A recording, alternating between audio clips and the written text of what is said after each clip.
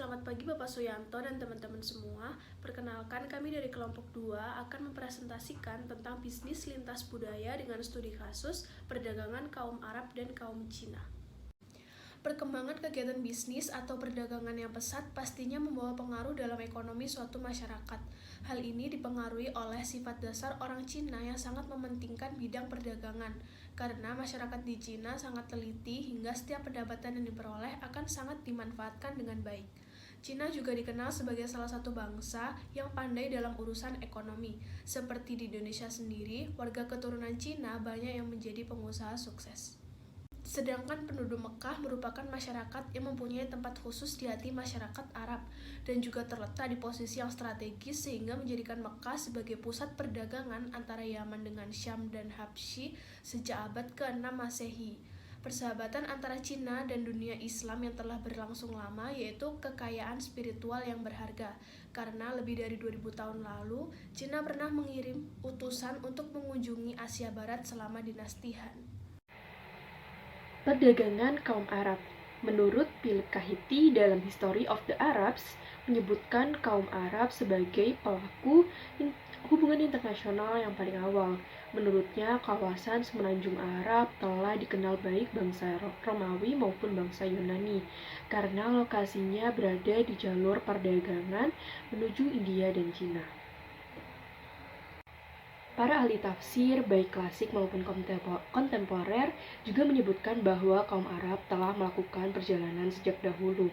Kaum Arab membagi perjalanan dagang mereka ke dalam dua musim, yaitu musim panas dan juga musim dingin. Ketika musim dingin, kaum Arab melakukan perjalanan ke utara seperti Syria, Turki, Bulgaria, Yunani, dan juga sebagian Eropa Timur. Sementara perjalanan musim panas dilakukan ke selatan seputar Yaman, Oman, atau bekerja sama dengan para pedagang Cina atau India yang singgah di pelabuhan internasional Aden. Kaum Arab merupakan kaum yang sangat pintar berdagang. Dalam berbisnis, kaum Arab memiliki beberapa cara untuk terus mengembangkan bisnis mereka. Kaum Arab memiliki tips-tips tersendiri dalam melakukan bisnis mereka.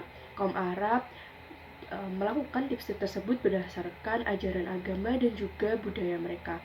Kaum Arab melakukan beberapa cara seperti mengadakan pendekatan bisnis yang sekaligus mengadakan pendekatan sosial dengan sopan dan juga ramah, karena menurut kaum Arab dengan melakukan hal tersebut akan membuat mitra menjadi tidak angkuh. Dan yang kedua yaitu dengan menjunjung tinggi toleransi dan juga saling menghormati.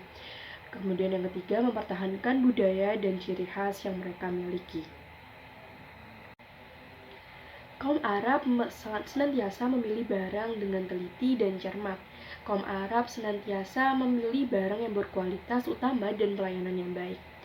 Selanjutnya yaitu kaum Arab melakukan komunikasi bisnis dengan baik, dan kaum Arab mengutamakan dalam pembicaraan tidak terlalu banyak dipadati persoalan bisnis, membicarakan hal-hal yang lain terlebih dahulu, mengambil waktu yang terbaik dan juga panjang, dan apabila memungkinkan membiarkan mitra usaha yang memulai topik utama dalam pembicaraan tersebut.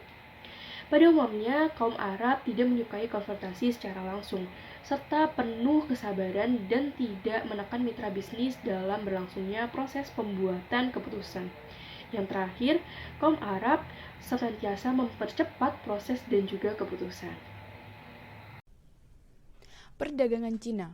Robinson yang menamakan para saudagar Tionghoa di Indonesia sebagai kelompok paling kohesif terdefinisikan jelas dalam struktur masyarakat borjuis. Kalimat ini menunjukkan bahwa kelompok Tionghoa dispesialisasikan sebagai kelompok wirausaha, khususnya di bidang perdagangan baik kecil, sedang maupun besar. Alasan utama dibalik pertumbuhan ekonomi Cina yang mengesankan adalah disebabkan oleh reformasi dan kebijakan yang terbaru.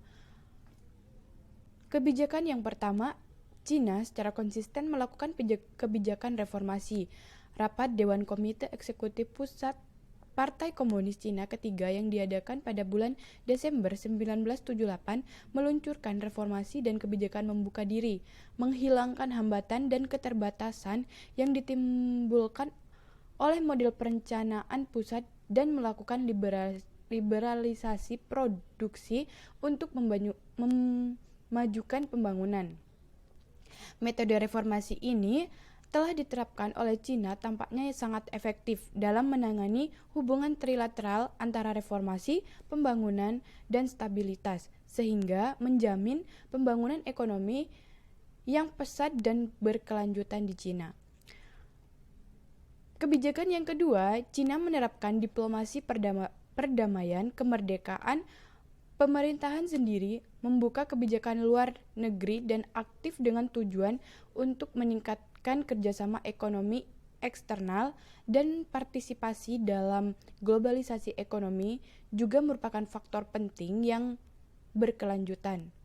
Memperdalam reformasi ekonomi dan membuka diri telah menghasilkan perubahan besar dalam perdagangan luar negeri Cina.